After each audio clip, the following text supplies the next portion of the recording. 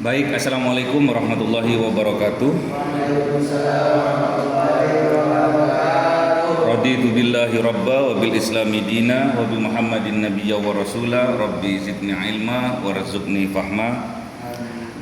Amin. Adik-adikku, anak-anakku, kita sudah masuk pada modul yang kelima, yaitu tentang teori kebijakan ekonomi Islam pada masa Khulafaur Rasyidin.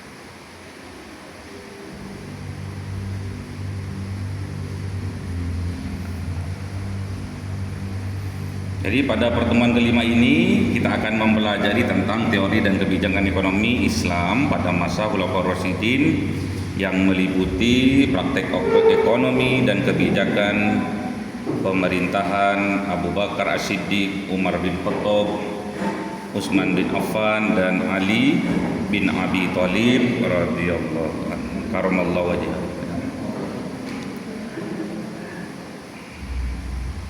Jadi pada masa Khulafaur Rasyidin merupakan periode penting dalam perkembangan ekonomi Islam karena pada masa inilah fondasi ekonomi dibangun. Rasulullah SAW dikembangkan menjadi sistem pemerintahan yang lebih terstruktur.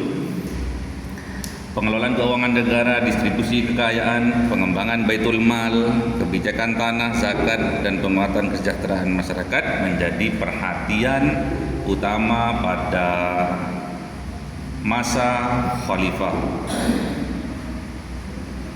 Yang pertama ada 4 ya di sini ya, ada kegiatan belajar 4 ya, 1 sampai 4 dari masa Abu Bakar As-Siddiq, Umar bin Khattab, Utsman bin Affan dan Ali bin Abi Thalib karamallahu wajhahu. Yang harus kalian pahami, kuasai ada 7 ya. Yang pertama praktek dari masing-masing khalifah ya.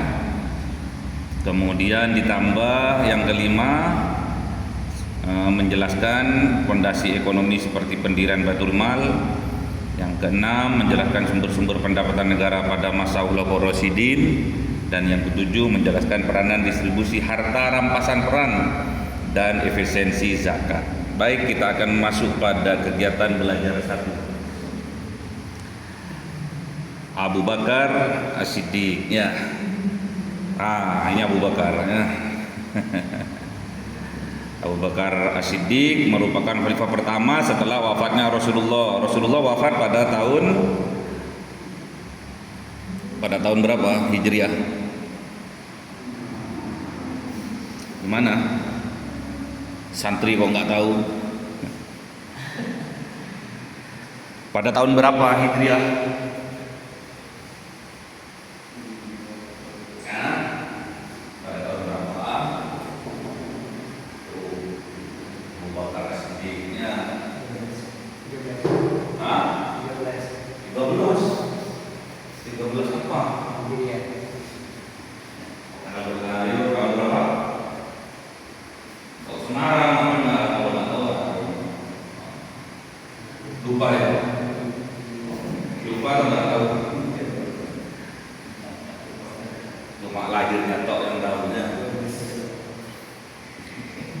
Lahirnya tok yang tahu. Tanggal berapa? tahunnya. Tahun berapa? Berapa Hijriah? Rasulullah meninggal, Kanjeng Nabi Muhammad meninggal tahun keberapa Hijriah? 11 Hijriah ya. Jadi Abu Bakar ini langsung menggantikan beliau pada tahun ke-11 Hijriah, kalau Masehinya 632 ya. 632 Masehi atau 11 Hijriah ya, tahun ke-11 Hijriah. Berapa tahun? Berapa tahun itu? Hah? Berapa tahun? Masa pemerintahnya Abu Bakar berapa tahun? Tiga tahun ya, dari 11 sampai 13 Hijriah. Oke, paham ya? Udah, lanjut. Ini kok rame, ada apa ini? Senam. Jadi apa saja yang dilakukan oleh Abu Bakar? Yang pertama, satu, melanjutkan dasar-dasar yang telah dibangun oleh Rasulullah ya. Menjaga pelaksanaan zakat, menegakkan keadilan ekonomi, menjaga stabilitas sosial. Dua, meneruskan fungsi baitul mal dan pembagian zakat ya. Kemudian yang ketiga, sertifikat ya, ada pemilikan tanah atau pembagian tanah hasil dari taklukan perang ya. Yang keempat, sistem ekonomi dan fiskal pemerintahan Abu Bakar seperti pendapatan negara. Kemarin fiskal itu adalah apa? Fiskal kemarin? Fiskal. Apa kemarin fiskal? Mengatur masuk dan keluarnya apa? Pendapatan negara ya. Jadi masuknya lewat zakat, ghanimah, fai, jizyah, kharaj ya, dan pengeluarannya untuk kesejahteraan masyarakat ya. Pertahanan negara untuk membiayai tentara-tentara ya. Kemudian untuk berdakwah. Oke. Ada 4 yang dilakukan oleh Abu Bakar secara garis besar ya. Yang kegiatan belajar yang kedua yaitu oleh Umar bin Khattab ya. Umar bin Khattab melanjutkan dari Abu Bakar yaitu 13 Hijriah, berakhir berapa tahun? Sampai tahun keberapa Hijriah? 23 Hijriah ya. Kan 10 tahun ya. Masa kepemimpinan Umar bin Khattab yaitu 10 ya. 10 tahun. Jadi mulai dari 13 Hijriah sampai 23 Hijriah. Oke. Jadi Umar ini dikenal sebagai tokoh reformasi administrasi Baitul Mal ya. Tokohnya ini. Nah.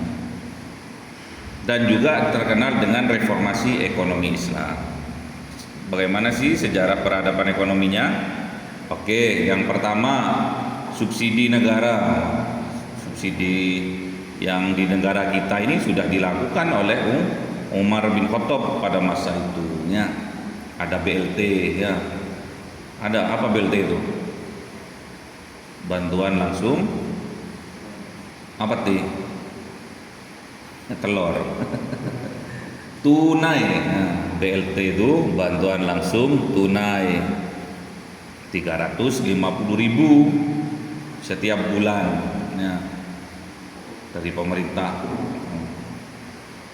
350.000 biasanya dibagikan 2 bulan sekali, berarti totalnya berapa? 700.000 rupiah ya. Itu sudah dilakukan oleh oleh Umar bin Khattab pada masa itu ya. Jadi mensubsidi bagi fakir miskin, diberikan gandum. Bahkan ada suatu cerita bahwa Umar sendirilah yang memikul gandum setelah mengetahui rakyatnya ada yang kelaparan ya. Yang kedua, sistem ekonomi dan fiskal pemerintahan Umar. Yang pertama, administrasi Baitul Mal. Jadi administrasinya diperkuat oleh Umar ya. Terus sistem pencatatan negara, distribusi pendapatan dan distribusi pengeluaran juga oleh Umar dibenahi ya, diperbagus. Kemudian yang kebijakan-kebijakannya Umar apa saja? Sama seperti Abu Bakar ya. Ada kepemilikan tanah juga. Itu dibuka Mas. ada kebijakan zakatnya, ada apa itu kepemilikan tanah, kebijakan zakat, usur, sedekah dan dari non muslim, terus pembuatan mata uang ya. Diperkuat oleh Umar, dengan teliti Umar itu dalam membuat mata uang. Mata uang ada berapa jenis pada waktu itu? Ada dua. Satu dinar terbuat dari emas, dirham perak. Oke, pinter ya. Sumber pendapatannya sama, distribusinya juga untuk pelayanan publik. Kemudian Umar juga membuat kebijakan tentang pasar ya, dengan diawasi. Kemudian ada juga penetapan sewa tanah Irak dan Syria. Jadi kekuasaannya Umar sampai Irak dan Syria. Oke. Yang ketiga, kita masuk kepada praktek dan kebijakan ekonomi pada masa Utsman bin Affan radhiyallahu an. Utsman bin Affan 644 Masehi dia memimpinnya. Berarti tahun berapa? 23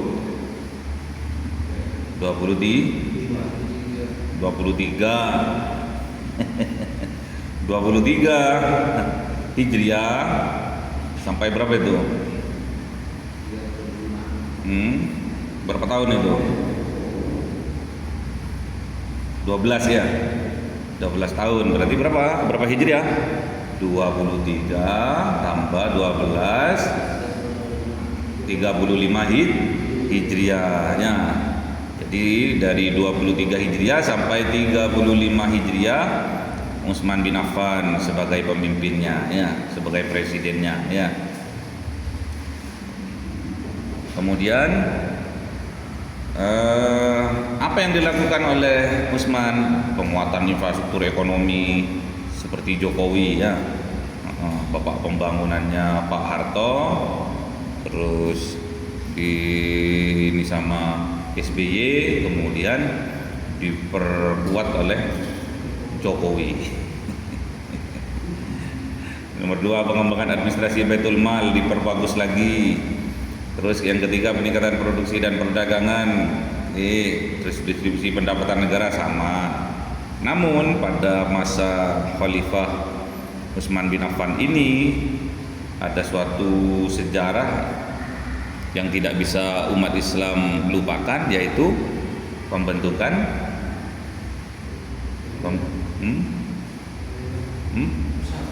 Mushaf Utsmani. Yang lain dibakar, cuma satu yang dipakai ya. Kemudian Ali bin Abi Thalib 656 sampai 661. Berapa tahun? Berapa tahun? Dari tahun 35 Hijriah sampai berapa tahun itu? Berapa tahun? 10? 5 tahun. Berarti sampai tahun berapa? Tahun 40 Hijriah. Pinter gitu loh. Harus dikasih kurung buka ya, biar tahu ya. 35 Hijriah sampai 40 Hijriah. Jadi tahu nanti. Tanya kalau ada anak santri ditanya kapan Maulid Nabi itu yang sebenarnya, nggak ada yang tahu, nggak ada yang tahu bulan apa, nggak ada yang tahu, karena pada waktu itu bulan-bulan Hijriah belum ada, nah Muharram belum ada.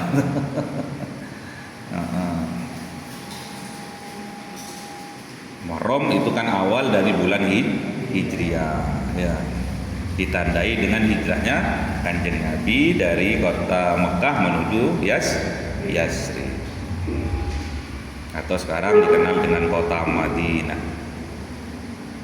Oke. Apa saja yang dilakukan oleh Abi Thalib? Sama ya. Sistem ekonomi pemerintahan Abi Thalib, keadilan distribusi, transparansi, pengawasan pengelolaan harta negara, sama tentang Baitul Mal ya. Menjaga produktivitas, meningkatkan pendapatan negara. Terus Baitul Mal digunakan secara langsung untuk kepentingan rakyat sama. Oke.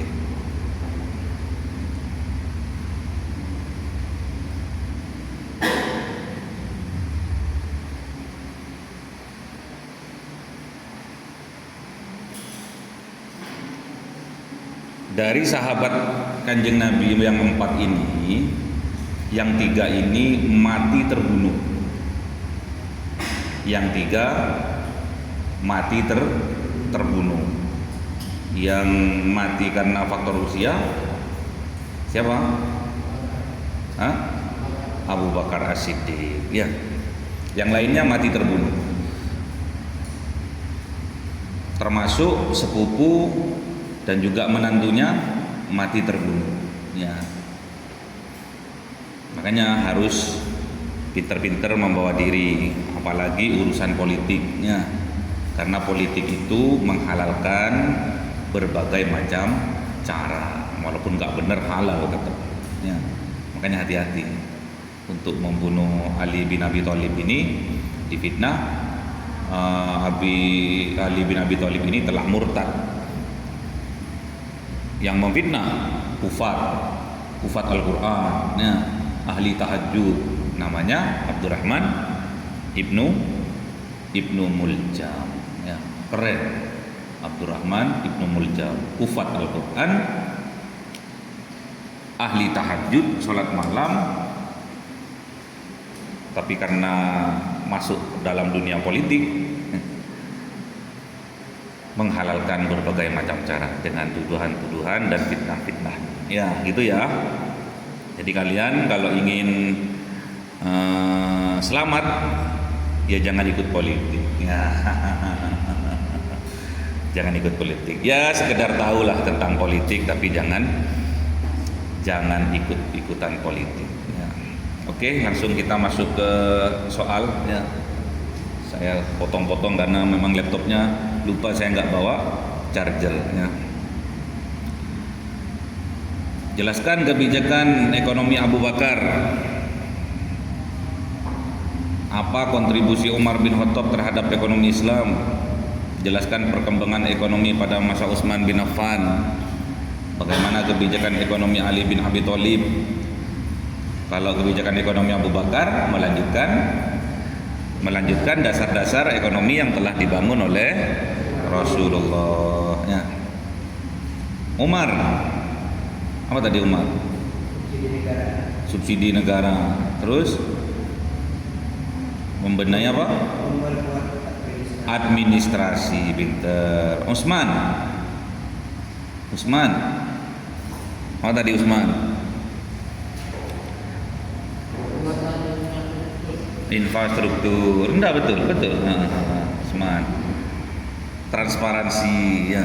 Terus apa lagi? Terjadi apa di kepemimpinannya Utsman?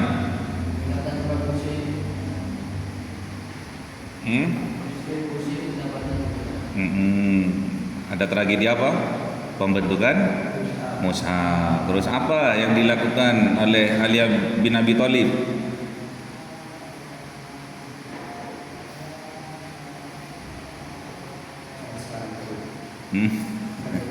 Iya, transparansi. Hah? Terus sekarang disimpulkan sih apa sih peran Baitul Mal itu pada masa Khulafaur Rasyidin? Peran Baitul Mal untuk apa? Intinya satu aja. Untuk apa? Manfaatnya apa? Untuk apa? Kesejahteraan masyarakat. Titik sudah ya. Oke, pinter. Sekarang masuk pilihan ganda. Khalifah yang mempertahankan sistem ekonomi Rasulullah adalah Abu Bakar. Khalifah yang melakukan reformasi administrasi ekonomi adalah Umar. Kebijakan tanah Irak dan Syria dilakukan pada masa Umar. Khalifah yang memperkuat pembangunan ekonomi dan perdagangan adalah Utsman. Sistem ekonomi Ali bin Abi Thalib menekankan keadilan distribusi. Itu aja. Oke. Itulah gambaran dari Abu Bakar. Coba kalian buka pemikirannya ya. Rasulullah wafat pada umur 63. Abu Bakar wafat juga 63. Tapi pemerintahan Abu Bakar itu berapa tahun cuma? 3 ya. 3 tahun ya. Berarti selisih umurnya Abu Bakar dengan baginda Nabi berapa tahun? Umurnya 3 tahun. Berarti adiknya Rasulullah Abu Bakar ini ya. Berarti tatkala Rasulullah umur 63, berarti Abu Bakar umur 60 gitu ya. Jadi jangan disangka Abu Bakar itu lebih tua dari kanjeng Nabi, tidak ya. Walaupun Abu Bakar ini adalah mertuanya ya. Kemudian Umar berapa tahun? Umar berapa tahun? Masa 10 tahun. Nah, Umar itu meninggalnya umur 70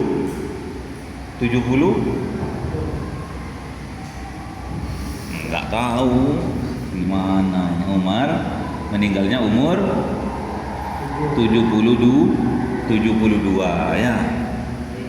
72 ya. 72 dikurangi masa kepemerintahannya 10 tahun berarti berapa? Umur berapa?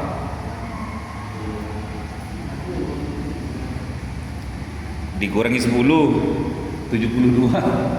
Umur berapa? 62. Berarti jaraknya dengan kanjeng Nabi berapa tahun? 10 tahun. Masa? Oh, 1 tahun. Hah? Umur berapa? Umur berapa? Meninggal kan umur 72. Umur 72 dikurangi masa kepemerintahannya 10 tahun. Berarti berapa? 62.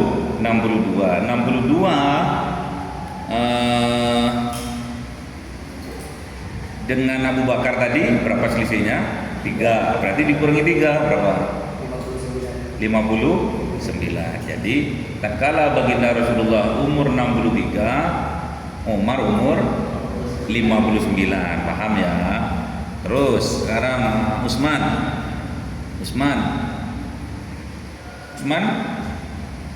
berapa tahun pemerintahannya? 5. Masa berapa? 12. Masa 12. Oke. 12 ya. Oke, 12 ya. Utsman meninggalnya umur 63. Halo. Utsman meninggalnya umur 63 ya. Dikurangi 12 tahun berapa? 51 dikurangi Umar dan Abu Bakar berapa? 13 ya. Berarti berapa? 51 dikurangi 13 berapa?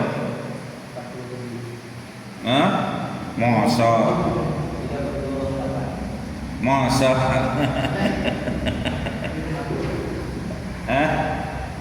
mana nggak ada Utsman meninggalnya umur 63 ya. Masa kepemimpinan Utsman 12 tahun. Berarti 63 kurangi 12.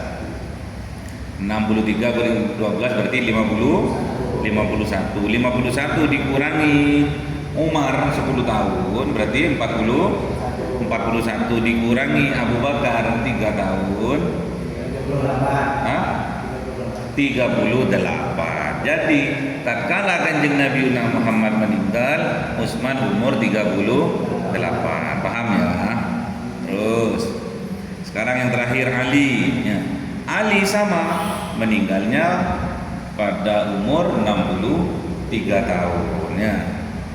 63 tahun dikurangi 13 Utsman berapa? 50 tahun ya. Dikurangi Abu Bakar 4, betul. 47. Dikurangi Abu Bakar. Iya, masa. Betul.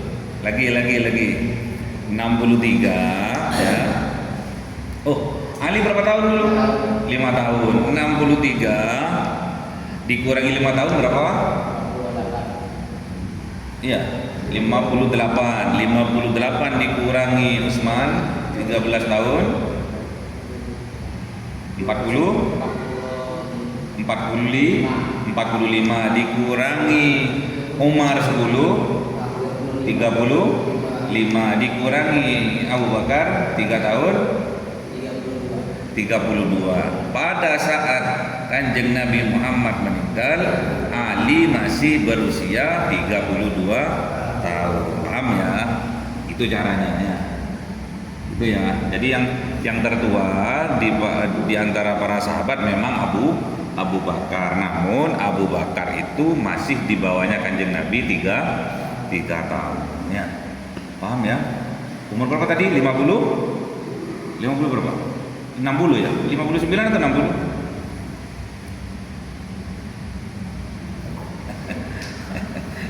60 ya? 60. Jadi tatkala Kanjeng Nabi meninggal dunia, Abu Bakar sudah umur 60 tahun ya. 63 Abu Bakar meninggal. Mulai dari Kanjeng Nabi meninggal umur 63, Abu Bakar meninggal umur 63, Umar meninggal umur 72,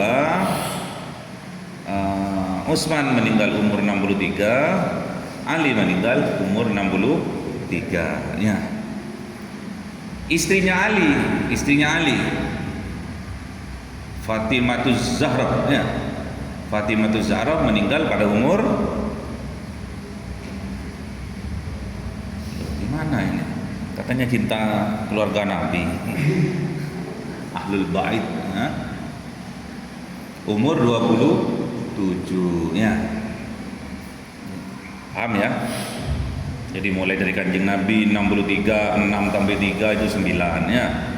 Abu Bakar 63 sama juga 9. Umar juga 72, 7 tambah 2 juga 9. Utsman, Ali 63, 6 tambah 3 juga 9. Termasuk putrinya baginda Rasul Fatimatuz Zahra meninggal pada usia umur 27. 2 tambah 7 juga 9 ya. Jadi tergabung di dalam silsilah pendirian Nahdlatul Ulama 9 ya. Kemarin lagi kacau. Oke, ada pertanyaan? Kalau nggak ada pertanyaan, kita ketemu minggu depan. Semoga ilmu yang disampaikan menjadi ilmu yang barokah manfaat, menjadikan wasilah kesuksesan kita di masa yang akan datang. Mari kita tutup dengan doa kafaratul majelis. Bismillahirrahmanirrahim. Subhanakallahumma wa bihamdika asyhadu an la ilaha illa anta astaghfiruka wa atubu ilaik. Assalamualaikum warahmatullahi wabarakatuh.